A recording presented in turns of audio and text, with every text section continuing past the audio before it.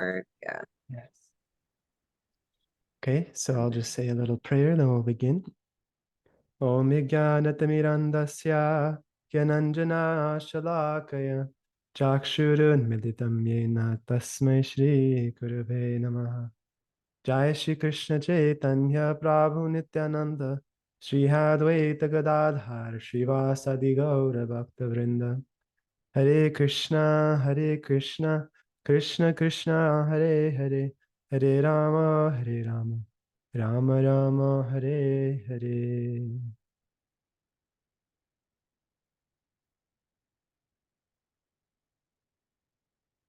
Okay, let us spend a little bit of time trying to relish Bhagavad Gita, the song of Krishna. We are on chapter 3, and today will be a little bit more of a mini lesson because I do have to go somewhere. But we have gotten up to verse 16.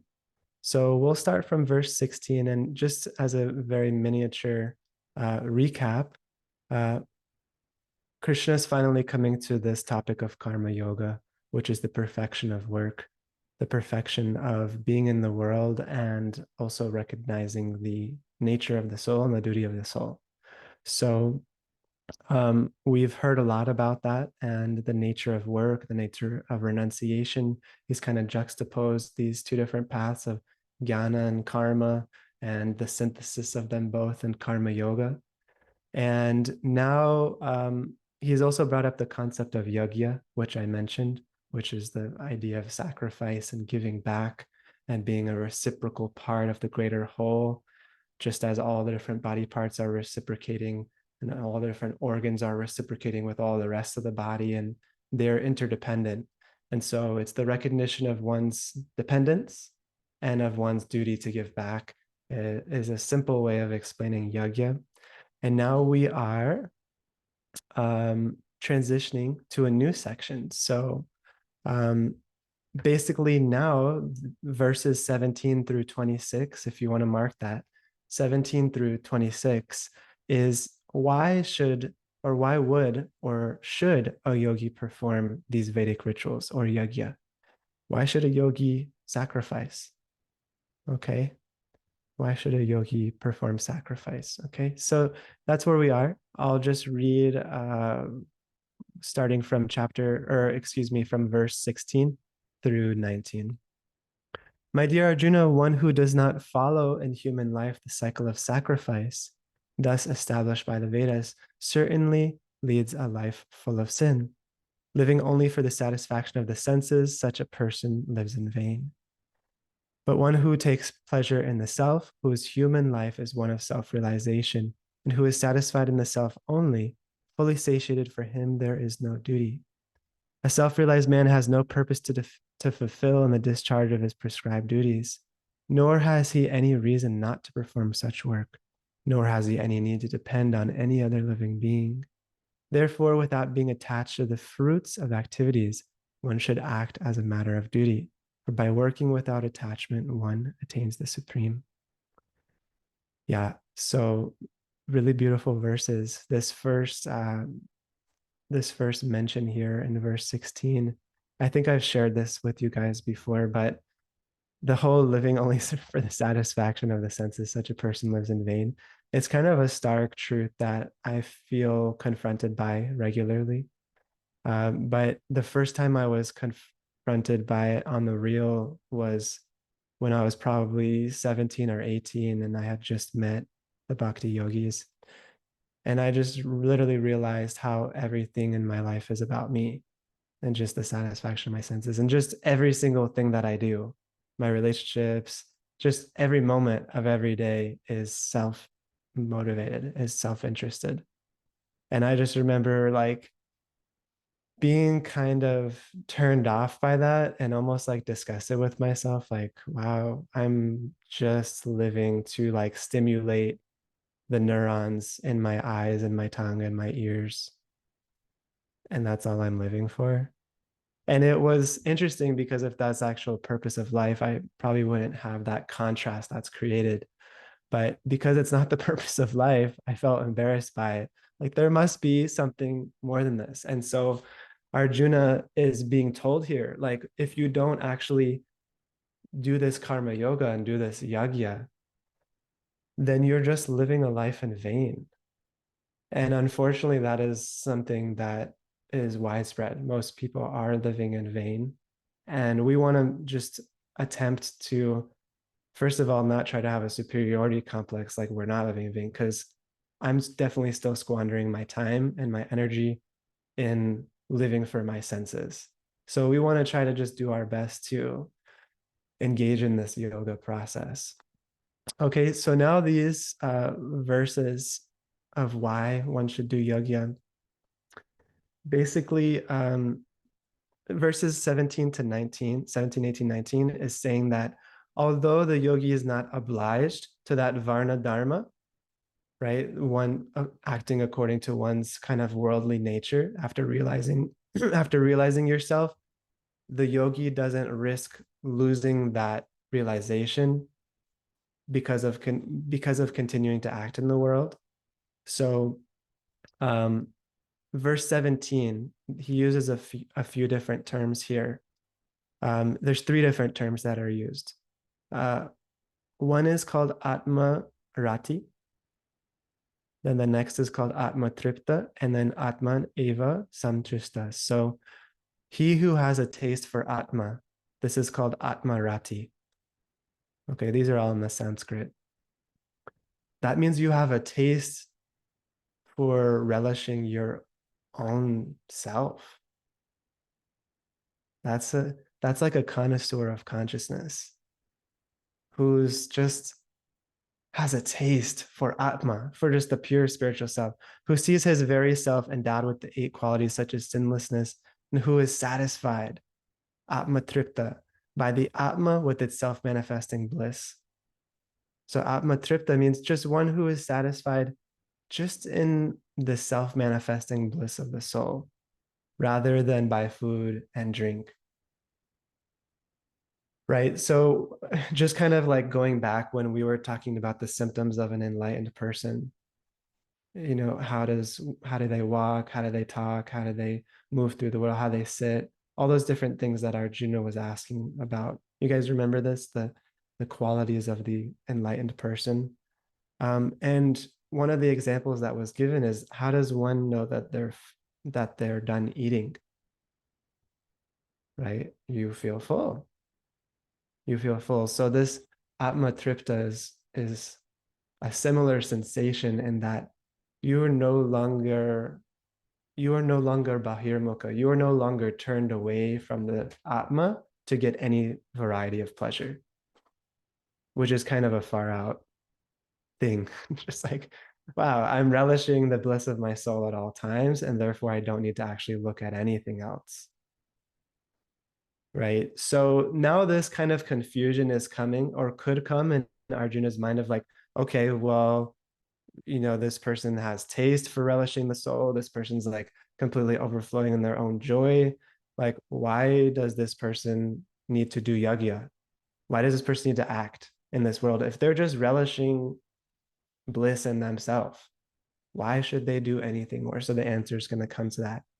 And then it says, who is in the same verse 17, the third term is Atman Eva Cha Samtushta. So one who is completely pleased only in that Atma. And it gives an example, not by singing or dancing. Okay. Not by singing or dancing, although that is part of our process, but just by the qualities of the Atma himself, is just completely pleased with that. Okay. Then this verse 18, but for one who takes pleasure in the self, whose human life is one of self-realization, and who is satisfied in the self only, fully satiated, for him there is no duty. So basically what it's saying is here is like, there's no worldly duty. There's no worldly duty that this person really has. Because they are not subservient to anyone in this world to advance anything. They are already at the stage of perfection. Therefore, there's no obligation in one sense to anything outside of oneself. Does that make sense? Like, there's no object of worship for someone who has already perfected being situated in their own soul. Okay. Okay, let's see.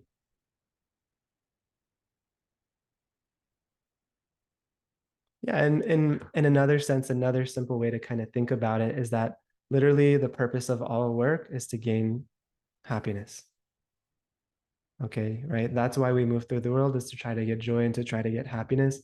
And so for one who is already situated in pure happiness, how much more should they need to do? How much are they obligated to go here and there and do all these things? Okay. Um, okay, and then basically verse 19 says, by doing this, by without being attached to the fruits, one should act as a matter of duty, for by working without attachment, one attains the supreme. Okay. So he's kind of giving the answer here. Even though you are not obligated, one should just act as a matter of duty, for by working without attachment, one attains the supreme. So you'll be situated in transcendence if you continue acting as a matter of duty. Okay.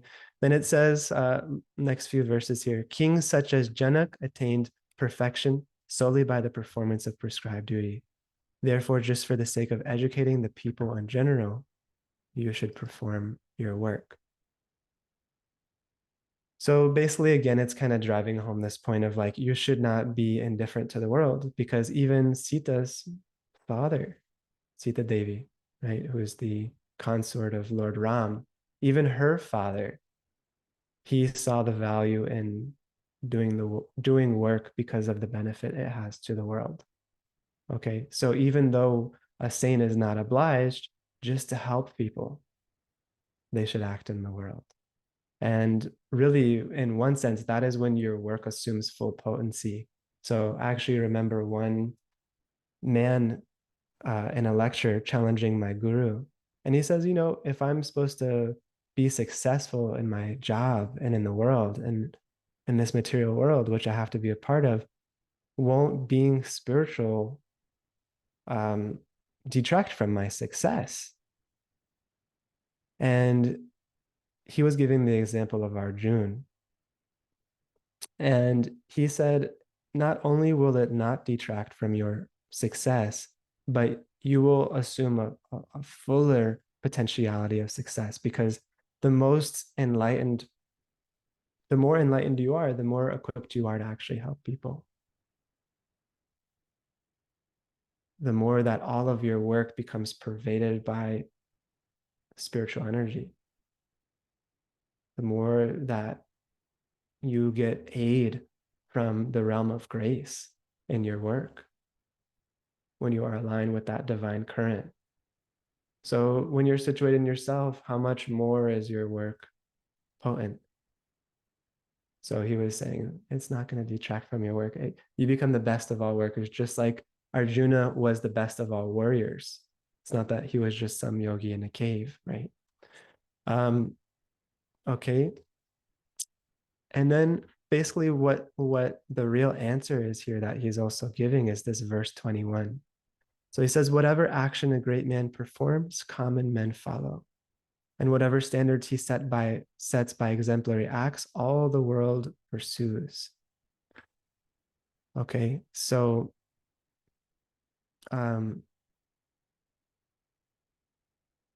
now Arjuna is like, but you just said that the yogi doesn't need to perform action. Why are you instructing me to act now? Right? Because he's giving this whole example of the enlightened person. There is no duty to others. There's no duty to the world, all these other things. And he's saying, but now you're telling me to fight. Right? So now he's giving the resolution, the synthesis, which is that whatever the best of all people is doing, other people take that as proof of what should and should not be done. So just like it's saying in this verse, as any great man acts, so all the ordinary men follow. So he's saying, then you should do it as an example. You should do it for the benefit of everybody, because all eyes are on you in this battle, right? And it's also one of the reasons why, for instance, Srila Prabhupada started his movement in New York City, because he knew that New York City was the focal point of what all the other parts of the world are trying to imitate, is whatever was happening in New York City. So he said, let me start my movement in New York City. It's the most influential place. And from there, other people imitate. Okay. So the next verse is here. It says, O son of Pratha, there is no work prescribed for me within all three planetary systems, nor am I in want of anything, nor have I a need to obtain anything. And yet I am engaged in prescribed duties. For if I ever failed to engage in carefully performing prescribed duties, certainly all men would follow my path. If I did not perform prescribed duties, all these worlds would be put to ruination. I would be the cause of creating unwanted population, and I would thereby destroy the peace of all living beings. So he is giving himself as the example, right? What a better example than what a better example than being God, as being a great man that people follow. So he's saying, even me, I'm God. I'm a transcendent to all these creations. I'm above all these creations. I'm not bound by any of these creations. And yet I still come and as Ram, I do my duty. As Krishna, I follow particular duty. As all the Lord's various incarnation, as Buddha, I follow a particular duty, because people will follow. Even though he's God and can do whatever he wants, and literally a thought will manifest. His desire is the same as something manifesting. So just desire and it manifests. Even then, he still does the outward activity because people will follow. Okay. So he kind of cites himself as the person that he just spoke of, the person who acts for the welfare of other people, regardless of their own enlightenment. Okay. And then in this verse 24, uh, he talks about like unwanted population here. I would be the cause of creating unwanted population, which basically means like when people follow you and you're not setting the right example, then it means creating population that's unenlightened and that does not actually perform their duty. So if you're a great influencer, which there's many great influencers promoting not being enlightened and not really doing anything tangibly good for the world, then you are complicit in perpetuating ignorance. And so that's kind of what Krishna is saying here. Like, if I didn't do that, I would be complicit. I would be guilty of creating a population that's not enlightened and that does not do any dharma. Okay, so because now we've kind of picked the wrong class of people as our influencers, whereas it used to be saints and Brahmins and Kshatriyas and great leaders influenced by dharma. Now, because it's Kali Yuga, everything is flipped, right? Everything is flipped on top. So we get the most unenlightened people as the most influential people. And the people who are the most hypocritical as the leaders. And it said in Kali Yuga that untruth will be taken as truth, and truth will be taken as untruth, that religion will be taken as irreligion, and that irreligion will be taken as religion. And everything is kind of flipped upside down. So now it's just kind of like a downward spiral. Like Kali Yuga is, in one sense, just the most degraded time to be alive. It's the most degraded because there's no standards. There's no actual set standard on what should and should not be done, and how one should think, and what one's self-conceptions are, and what one's duty is. And there's just the collapse of structure in every single realm of duty, realm of relations, the realm of right being, the realm of right thinking, the realm of religion. All the structure has collapsed. And because it's very rare to find a person of integrity, there's no one who can actually call you to a higher standard because they will just be a hypocrite. If I'm not following, I can get on my soapbox and preach to you. But in my personal life, we see, I see my own hypocrisy in my personal life. And many leaders have tremendous hypocrisy. And so then how do I know what's true? How can I trust anything? What is the central point from which I can base my own existence upon? Well, we revert to a more primitive nature, and what becomes the central locus of my existence is what feels good. So then we get into this whole realm of just YOLO, chase your bliss, find your own truth, which of course there are proper ways to apply all those things, from a real enlightened perspective. But all of these are basically promoting just do whatever's the most narcissistic move to do whatever gives the most self-pleasure at any expense. But what people don't know and realize is that attached to the hook, or the little piece of bait, is like pleasure, but they don't know it's attached to the hook of suffering, right? The guna of Rajaguna, is inherently linked with suffering. So one can enjoy a proper amount, and that's always what the Shastras tell us to do, is that there's a middle path of enjoyment. One should not enjoy too little, and one should not enjoy too much. One should take the middle path, and Ayurveda says the same thing. All the Dharma Shastras say the same thing. One should not enjoy too little, and one should not enjoy too much. And of course, I joke with you guys because one of our saints, Bhaktivinoda Thakur, in I'm forgetting the text, but in one of the beginning paragraphs, he says that without enough enjoyment, one will die. And I say, yes, I'm following my guru. He says, without enough enjoyment, I will die. But it's a fact, right? If you don't enjoy food, if you don't enjoy sleep, if you don't enjoy water, if you don't enjoy all these things, you will die. But if we just take the Shastra and we just take that tiny little sentence out and we make that our life, we say, yes, Guru says like this.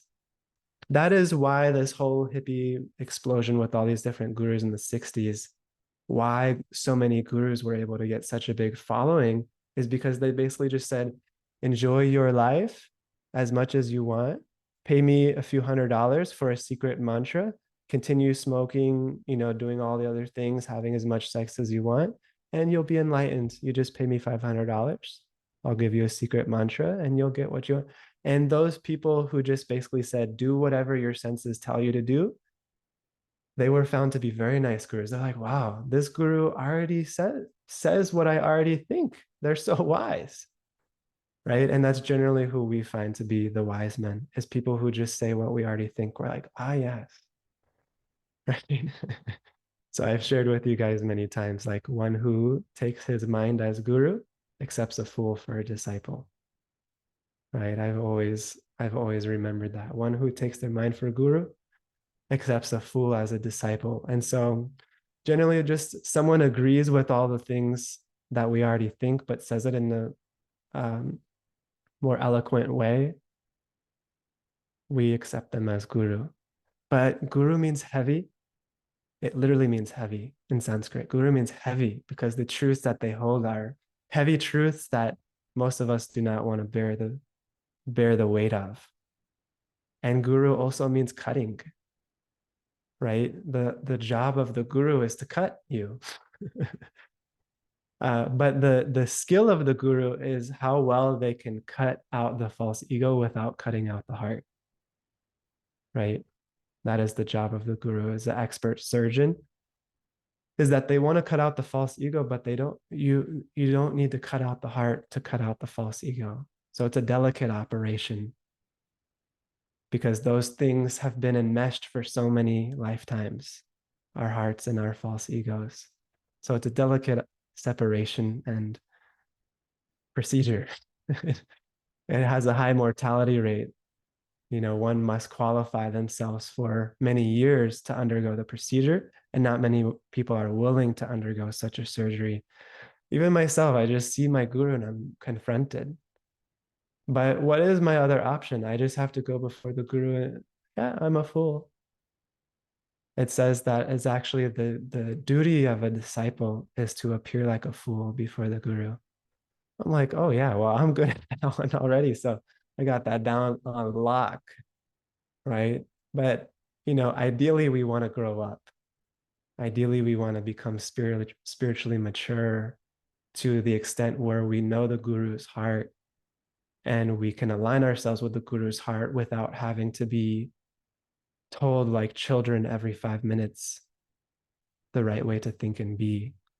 So ideally, we become grown spiritual children of our gurus so that they don't have to correct us every 2 seconds, right? But even just, I have so many things in my heart. And in one sense, it's the most relieving thing to go before my guru and just be seen for what I am, seen for all my goodness and my inspired side and whatever devotion I may possess. And then also just seen for my ego and my nonsense and my jealousy and my envy and my greed. And I can just come before, and it's one of the most relieving things, like to become just, okay, I am what I am. And this is largely what Krishna is um, speaking in these first few chapters, is the policy of honesty. That honesty is the best policy. One should be real about where they're at. One should be real about where they want to go. And one should be real before the Lord, because pretense and faking it doesn't take you anywhere. He says, what good does repression accomplish? What good does trying to be so spiritual when you're not qualified to be at that higher standard? What good does that accomplish? So I know I'm going off on a little tangent, but I'll try to wrap this. That in one sense, by joining a spiritual community, it it it almost automatically creates a culture of pretense, because you are trying to strive towards the highest goals, and everybody is striving towards the highest ideals and is expected to uh, act on the highest platform. But when one honestly observes one's own condition, one will see, likely, I'll just speak for myself, I will see that I am not that. I am not there. But when the expectation is there in an artificial way, and I am not there, then it creates an impetus for me to be fake and have some pretense. And that is actually a hindrance to bhakti.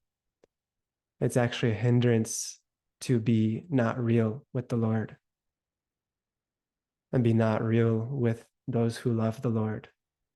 Because those who really love the Lord see your nonsense anyway. There's no hiding. And there's no hiding from God, because God's in your heart. So why not be real and have a real connection? So these are some thoughts,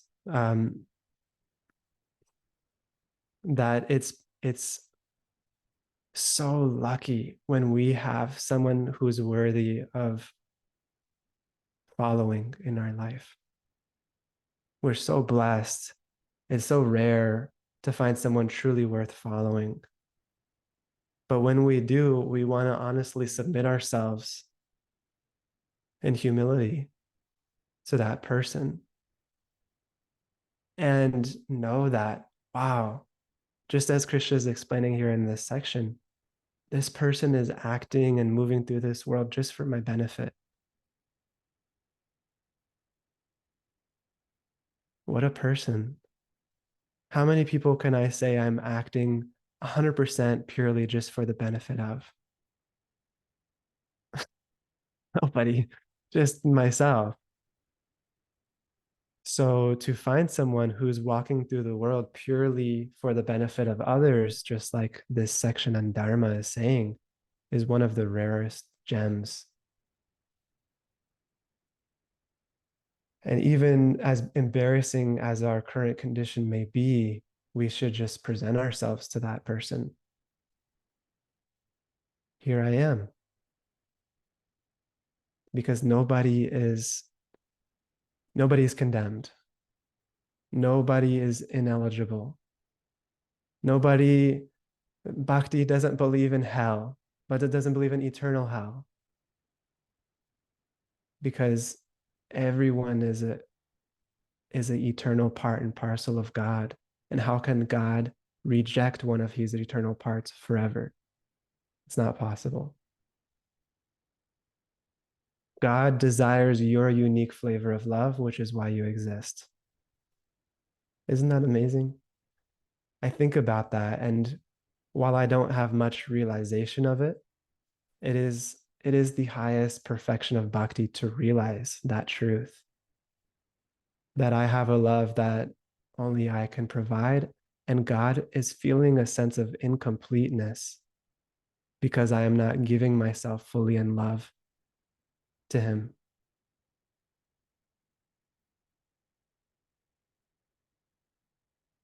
And while that's not a very realized thought that I have, just even whatever level I'm at, to meditate on that it gives me relief.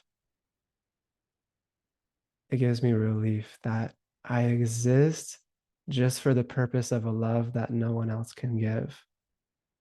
And that the recipient of such love wants my love more than I desire to give it. And that my goal of my life is to try to submit myself to something way better than what I'm allowing myself to experience. And that is what's wanted for me. What's wanted for me is way more than I can get on my own. So I think we can all experience this in our own way every day in the inner chambers of our heart in prayer. And we can submit ourselves to that inner space. Every day I chant on this floor in my room. And I just look at this picture here of Vishnu. And it's just the forearm form of Vishnu, and I bow down and I realize that that loving, radiant God is in my heart. And that nothing can take that away. Even if I became the most sinful, despicable, horrible person on the planet, it is an irrevocable fact that nothing can take that away.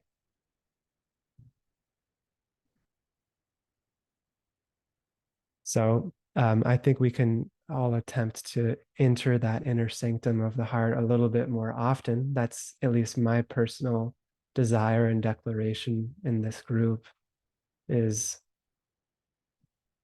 making space for that, because so often I'm just distracted by external desire and by what I think will make me happy and by what I think I should be doing, rather than rejoicing in the self, and rather than sitting and having my date with destiny and having my night with destiny, my date with God. So maybe we can all try that a little bit more, is even if you set aside 30 minutes where your phone's out of the room or whatever it is, and just sit with yourself, sit in prayer. And if you can't pray, then you can pray to pray. And if you can't pray to pray, you can pray to pray to pray. And ideally we should cry. And if you can't cry, then you should cry that you can't cry. If you can't do that, you can cry that you can't cry that you can't cry. And so no matter what it is, the door is open, is what I'm saying. Even if you feel unqualified, the door is always open.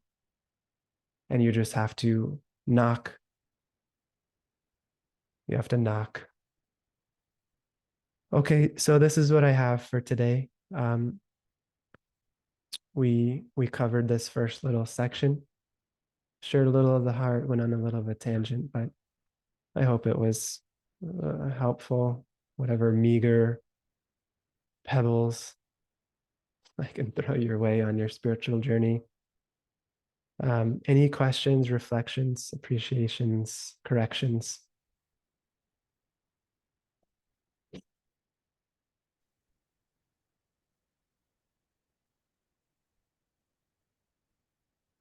I can't hear you for some reason.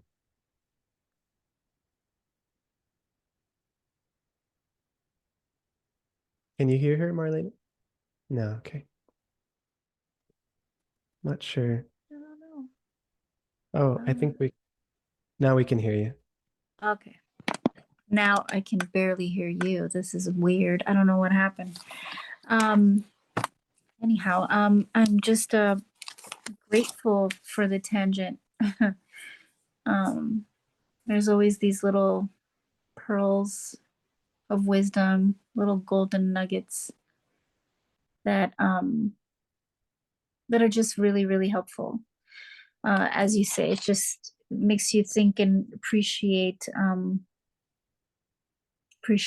the guru, God, guru self, also, but my guru, who's in India that I don't see every day.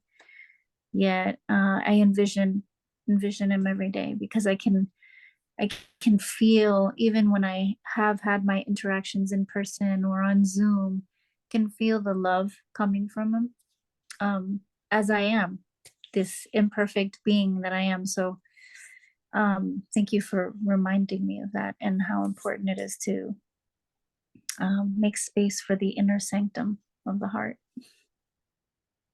It's very Yeah, beautiful. thank you. Appreciate that. In one sense, in Kali Yuga, it's the most fortunate place because Gaurasundar comes, Sri Chaitanya comes, and his prem is designed to flow to the lowest place. So just as water naturally finds its resting place in the lowest place, it goes downhill. In the same way, in this age, Sri Chaitanya's love is designed to flow to those who are lowest and the most miserly people. And fortunately, I've been at the bottom of that puddle and received it from saints and devotees who, are being instruments of that love.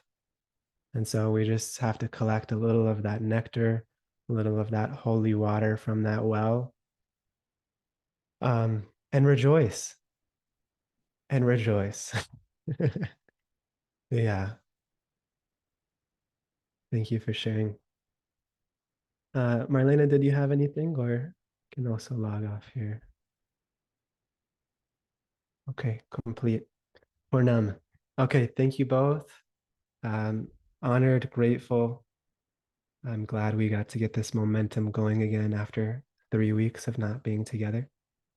And I hope to see you both next Thursday. Hariom Tat Sat. Thank you both.